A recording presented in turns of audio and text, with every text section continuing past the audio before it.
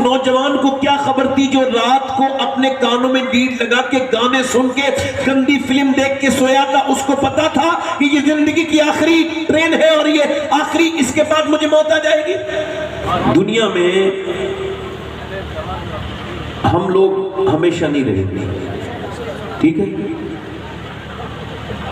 جو جوان ہوا ہے وہ بوڑھا ہوگا، اور جو جوان ہوا ہے ہو سکتا ہے بغیر بوڑھا ہوئے ہی مر جائے۔ ہو سکتا ہے یہ تقریر کرنے والا آج کے بعد پھر کوئی دوسری تقریر نہ کر پائے، کسی حادثے میں اس کی جان چلی جائے۔ تو کیا اس کے لیے ضروری نہیں ہے کہ یہ آج کی تقریر کو یہ سوچ کے کرے کہ ہو سکتا ہے یہ زندگی کی آخری تقریر ہو؟ یہ جن لوگوں کو اٹھ کے جانا ہو جلدی سے اس اپنی حرکت کا استعمال کریں، جلدی سے جلدی جائیں، بالکل صحیح ہے۔ 10-15 لوگ بھی بیٹھے ہوں مگر سننے والے ہونے چاہیے۔ یہ گھومنے پھرنے والے لوگ زیادہ اللہ کو پسند نہیں کرتے۔ اب آپ جب آئیں تو کچھ لے کے جائیں ایسے۔ ہو سکتا ہے کہ جو تقریر کر رہا ہے یہ اس کی زندگی کی آخری تقریر ہو۔ میرے آقا فرماتے ہیں کہ ہر نماز کو آخری سمجھ لو۔ میرے شیخ محی الدین عبد القادر جیلانی غوث الاعظم فرماتے ہیں کہ اگر تم ہر نماز کو آخری نہیں سمجھو گے تو نماز تمہارے لیے حجاب بنی رہے گی، مرغے کی طرح ٹھوکے مارو گے، اور اگر نماز کو آخری سمجھو گے تو نماز تمہیں معراج کی حدوں تک پہنچا دے گی۔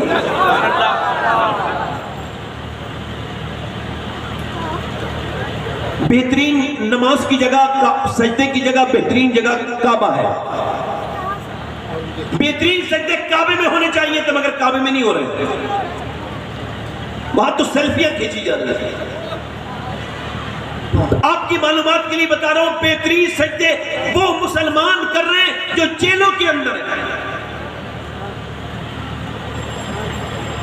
اپنی رہائی کے لیے روتے ہیں جیلوں میں۔ ان کو تھوڑا اور کم کریں۔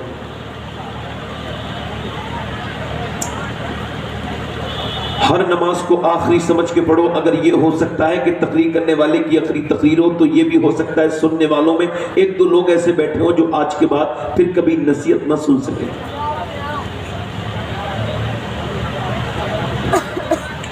میں نے اپنے ہاتھوں سے 18 سال کے لڑکوں کو دفن کیا ہے۔ بالکل آواز آپ ہلکا کر رہے ہیں، میں ایگو کم کرنے کے لیے بات کر رہا ہوں۔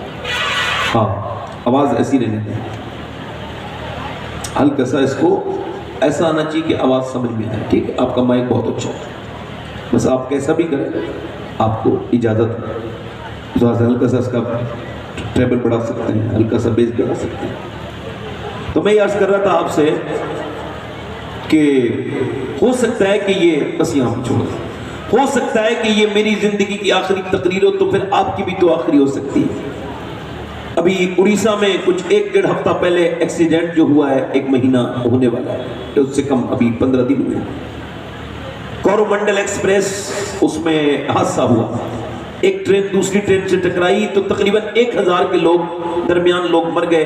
ان کی لاشیں لینے کے لیے وہاں پہ لوگ پہنچے، ایمس میں پہنچے بھبنیشور میں، اڑیسہ کی راجدھانی میں۔ تو انہوں نے، میں وہاں گیا تھا تو انہوں نے بتایا کہ ماں بھی کھڑی ہے، باپ بھی کھڑا ہے، اور وہ لاش لینے آیا تھا، بیٹا مرا بھی اسی ٹرین میں ہے۔ اب اچھا کسی کو کیا پتا تھا نوجوان کو کہ یہ جو میں ٹکٹ کرا رہا ہوں یہ آخری ٹکٹ ہے، اس کے بعد یہ میری موت کا ٹکٹ بن جائے گا۔ اس نوجوان کو کیا خبر تھی جو رات کو اپنے کانوں میں لیڈ لگا کے گانے سن کے گندی فلم دیکھ کے سویا تھا؟ اس کو پتا تھا کہ یہ زندگی کی آخری ٹرین ہے اور یہ آخری، اس کے بعد مجھے موت آ جائے گی۔ وہ اپنی زندگی پہ فخر کرنے والے سنے کہ جب وہاں لاشیں لینے والے پہنچے تو لاشیں تھیں مگر پہچانی نہیں جا رہی تھی۔ 2 دن مائیں اپنی اسپتالوں کے باہر گھوم کے چلی گئی، کون سی لاش لے کے جائیں؟ سب لاشیں تو ایک جیسی ہو گئی ہیں، تقریباً کاٹی گئی ہیں، بیچ میں سے 3 ٹکڑے کیے گئے، کسی کے 4 ٹکڑے کیے گئے، کسی کا سر نہیں ملا، کسی کا ہاتھ نہیں ملا۔ یہ انسان تکبر کرتا ہے اپنے اوپر؟ 2 منٹ میں قصہ پاری نہ بن گیا؟ یہ نوجوان جو اپنی موٹر سائیکل پہ گھومتے وقت کان میں لیڈ لگاتے وقت چلتا ہے اور یہ گانا میں مر گیا تو جو جس حال میں مرے گا قیامت کے دن ویسے ہی اٹھایا جائے گا۔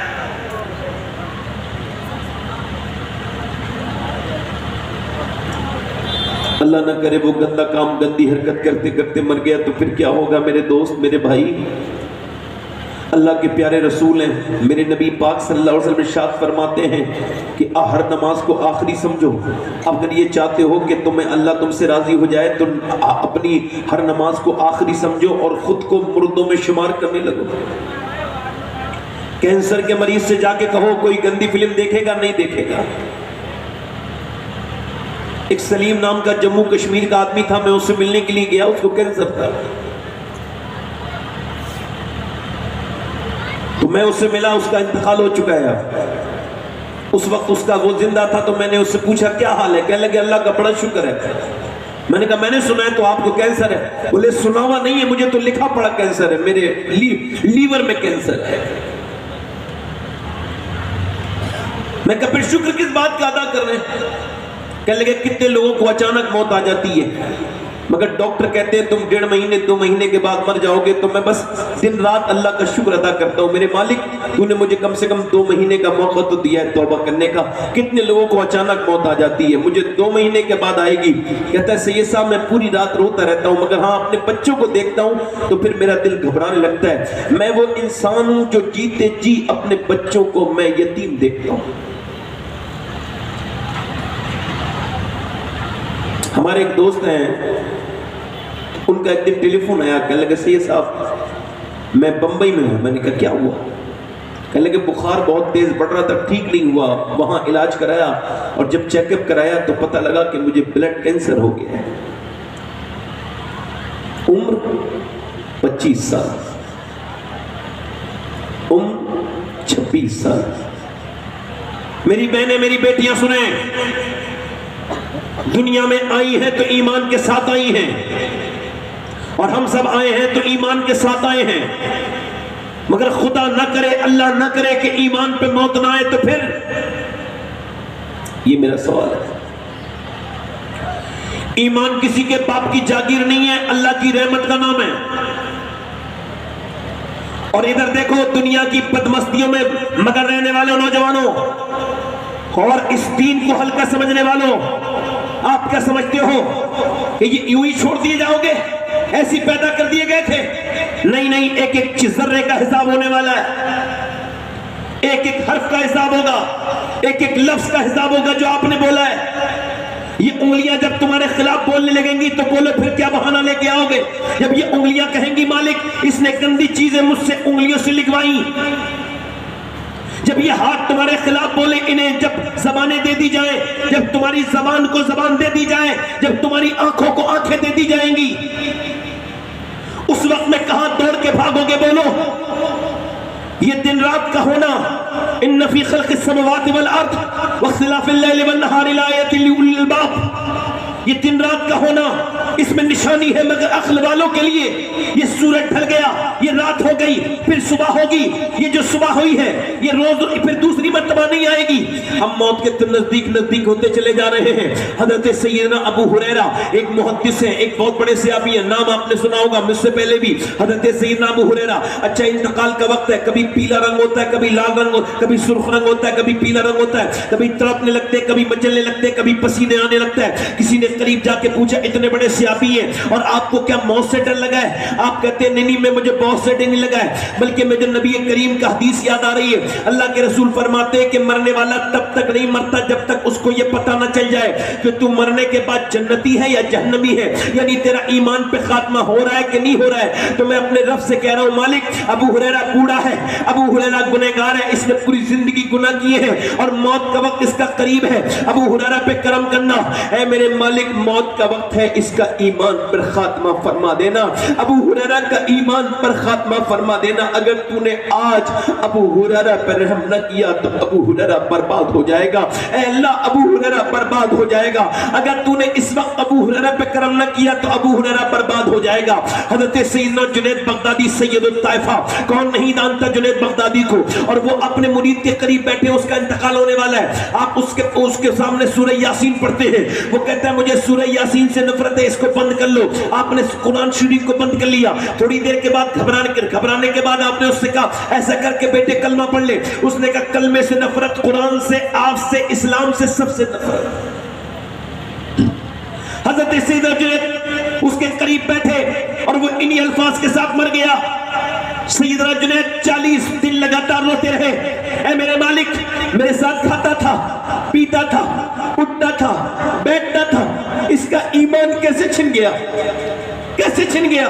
40 دن کے بعد خواب میں دیکھا جہنم کے فرشتے گھسیٹ کے لے کر کے جا رہے ہیں، اور ان جہنم کے فرشتوں نے اس کے جبڑے میں ڈالا ہے، ڈالی ہے انکڑی، یعنی جہنم میں ہاتھ میں نہیں ڈالی جائے گی بلکہ انکڑی ڈالی جائے گی، انکڑی ڈالی جائے گی جبڑے میں، اور جبڑے کے بل گھسیٹتے ہوئے لے کے جا رہے ہیں جہنم کی طرف۔ آپ نے اس سے پوچھا تو کیسے برباد ہو گیا؟ کہنے لگا حضور میں 3 گناہ کرتا، 2 گناہ کرتا تھا چھپ کر، جسے میرا اللہ جانتا تھا اور میں جانتا تھا، اسی وجہ سے میں برباد ہو گیا۔ میں مرتے وقت میرا ایمان چھین لیا گیا، میرا اللہ مجھ سے ناراض ہو گیا۔ کہ کون سے گناہ کرتا تھا؟ کہ میں 2 گناہ یہ کرتا تھا، ایک تو اپنے دوستوں کے ساتھ کبھی کبھی شراب پی لیا کرتا تھا، اور دوسرا یہ تھا کہ میری نگاہیں پاک نہیں تھی، میں دوسروں کی لڑکیوں کو بری نظر سے دیکھتا تھا، میں گندی عورتوں کو بری نظر سے دیکھتا تھا، میری نگاہوں میں پاکیزگی نہیں تھی، اسی وجہ سے مرتے وقت میرا ایمان چھن گیا۔ 2 منحوس گناہ ایسے کیے ہیں کہ جن کی وجہ سے میرا ایمان چھن گیا۔ حضور لڑکوں سے یہ لوگوں سے کہیں کہ اب میرا کون کیا کر سکتا ہے، چونکہ میں بے ایمان ہو کے مرا ہوں،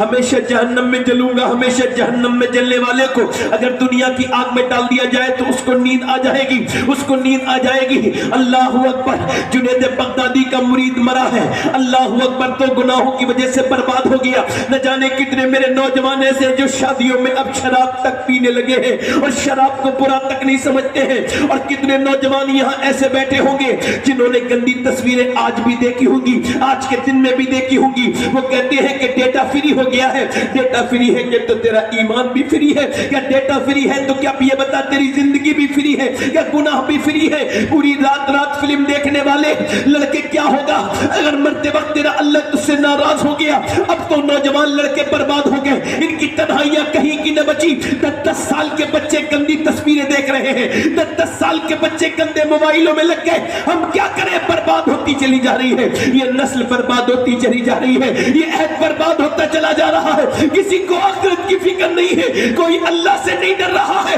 ارے لمبی لمبی صحابہ اکرام کی شان یہ تھی کہ جب تیز ہوائیں چلتی تھی تو وہ مسجد میں جمع ہو کے کہتے تھے اے اللہ کہیں قیامت تو نہیں آ رہی ہے، ہم کو معاف کر دے مالک، کہیں قیامت تو نہیں آنے والی ہے۔ اللہ اکبر، وہ ذرا غور کرو، ہوائیں تیز چلتی تھی تو صحابہ مسجد میں جمع ہو جاتے تھے۔ یہاں زلزلے آئے، لوگوں کی موتیں ہوئی، مگر ہمارے کانوں پہ چوں نہیں لگی، کوئی سنبھلنے کے لیے تیار نہیں۔ اور میرے نوجوانوں، اللہ نہ کرے کہ تمہاری اس حرکت کی وجہ سے ایمان چھن گیا تو بولو کیا ہوگا؟ بولو اللہ نہ کرے تو کیا ہوگا؟ اللہ نہ کرے کہ ایمان چھن گیا تو کیا ہوگا؟ بتاؤ میرے دوستو، اے اپنے اللہ کو ناراض کرنے والوں، اے رات کی تنہائیوں کے چوروں، حدیث شریف میں آتا ہے، اللہ کے رسول فرماتے ہیں، حدیث خصی ہے کہ قیامت کے دن ایک بندے کو نماز روزے کے باوجود جہنم کا حکم ہوگا۔ فرشتے عرض کریں گے مالک یہ تو نمازی بھی تھا، روزے دار بھی تھا، یہ کیسے جہنم میں جا رہا ہے؟ اللہ فرمائے گا یہ سب نماز روزہ تو کرتا تھا مگر یہ تنہائی میں گناہ کرتا تھا، تنہائی میں بہت چھپ چھپ کے گناہ کرتا